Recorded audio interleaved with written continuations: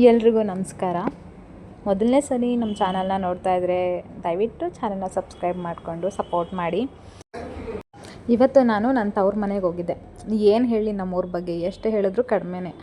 ಆ ಊರಲ್ಲಿ ಹುಟ್ಟಿರೋದಕ್ಕೆ ಪುಣ್ಯ ಮಾಡಿದ್ದೀನಿ ಅನಿಸುತ್ತೆ. ಪ್ರತಿ ಸಲ ನಮ್ಮೂರಿಗೆ ಹೋದಾಗ, ನಮ್ಮೂರ ದೇವಸ್ಥಾನಕ್ಕೆ ಹೋದಾಗ, ನಮ್ಮೂರ ಬಗ್ಗೆ ಇನ್ನೊಬ್ಬರ ಹತ್ರ ಹೇಳ್ಕೊಳ್ವಾಗ.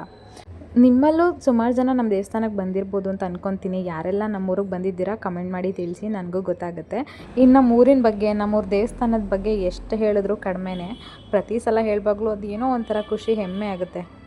ಇನ್ನು ನಾವೀ ಸಲ ನಮ್ಮ ಊರಿಗೆ ಹೋಗಿದ್ದ ಉದ್ದೇಶ ಬಂದು, ನಮ್ಮ ಸೀನಣ್ಣನಿಗೆ ಮೈಯಲ್ಲಿ ಗಂಟಾಗಿತ್ತು, ಮೈ ತುಂಬ ಗಂಟುಗಳಾಗಿತ್ತು. ಅದಕ್ಕೆ ಹೋಗಿ ಬಾವಿನಲ್ಲಿರೋ ನೀರು ಹಾಕಿಸ್ಕೊಂಡು ಹರಕೆ ಮಾಡ್ಕೊಂಡು ಬರೋಣ ಅಂತ ನಮ್ಮೂರ ದೇವಸ್ಥಾನಕ್ಕೆ ಹೋಗಿದ್ದು. ಹಿಂದೆ ಒಂದು ಸಲ ನಮ್ಮ ಸೀನಣ್ಣನ ಮಗನಿಗೆ ಅಂದರೆ ನನ್ನ ಅಳಿಯಂಗೂ ಕೂಡ ಗಂಟಾಗಿತ್ತು. ಅವನಿಗೂ ಕೂಡ ಬಂದು ಗಂಟು ಹಾಕ್ತೀವಿ ಅಂತ ಹರಕೆ ಮಾಡಿಕೊಂಡು ಹೋಗಿದ್ವಿ. ಒಂದು 2-3 ತಿಂಗಳಲ್ಲೆಲ್ಲ ಆ ಗಂಟು ಕರಗೋಗ್ಬಿಡ್ತು.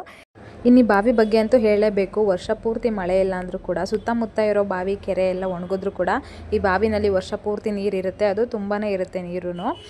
ಭಕ್ತರು ಬಂದು ಈ ಬಾವಿನಲ್ಲಿ 3 ಬಿಂದಿಗೆ ನೀರು ಹಾಕಿಸ್ಕೊಂಡು ಪ್ರದಕ್ಷಿಣೆ ಹಾಕಿ ತಮ್ಮ ಕಷ್ಟಗಳನ್ನ ನಮ್ಮ ನಾಗೇಶ್ವರನ ಹತ್ರ ಹೇಳ್ಕೊಂಡು ಹರಕೆ ಮಾಡ್ಕೊಂಡು ಹೋದರೆ ಖಂಡಿತ ಅವರ ಕಷ್ಟ ನಿವಾರಣೆ ಆಗುತ್ತೆ, ಅವ್ರು ಅಂದ್ಕೊಂಡಿರೋದಾಗುತ್ತೆ ಅನ್ನೋದು ನಂಬಿಕೆ. ನಿಜ ಕೂಡ.